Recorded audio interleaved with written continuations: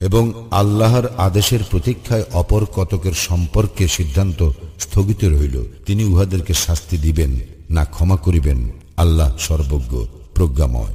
এবং যাহারা মসজিদ নির্মাণ করিয়াছে ক্ষতি সাধন, কুফরি ও মুমিনদের মধ্যে বিভেদ সৃষ্টির উদ্দেশ্যে, এবং ইতিপূর্বে আল্লাহ ও তাহার রাসূলের বিরুদ্ধে যে ব্যক্তি সংগ্রাম করিয়াছে তাহার গোপন ঘাঁটি স্বরূপ ব্যবহারের উদ্দেশ্যে, তাহারা অবশ্যই শপথ করিবে, আমরা সদুদ্দেশ্যেই উহা করিয়াছি, আল্লাহ সাক্ষী, তাহারা তো মিথ্যাবাদী।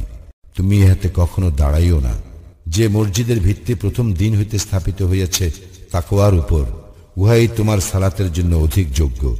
সেখানে এমন লোক আছে যাহারা পবিত্রতা অর্জন ভালোবাসে এবং পবিত্রতা অর্জনকারীদেরকে আল্লাহ পছন্দ করেন। যে ব্যক্তি তাহার গৃহের ভিত্তি আল্লাহ ভীতি ও আল্লাহর সন্তুষ্টির উপর স্থাপন করে সে উত্তম, না ওই ব্যক্তি উত্তম যে তাহার গৃহের ভিত্তি স্থাপন করে এক খাদের ধর্ষণমুখ কিনারায়, ফলে যাহা উহাকে সহ জাহান্নামের অগ্নিতে পতিত হয়। আল্লাহ জালিম সম্প্রদায়কে পথ প্রদর্শন করেন না। উহাদের গৃহ যাহা উহারা নির্মাণ করিয়াছে তাহা উহাদের অন্তরে সন্দেহের কারণ হইয়া থাকিবে, যে পর্যন্ত না উহাদের অন্তর ছিন্ন বিচ্ছিন্ন হইয়া যায়।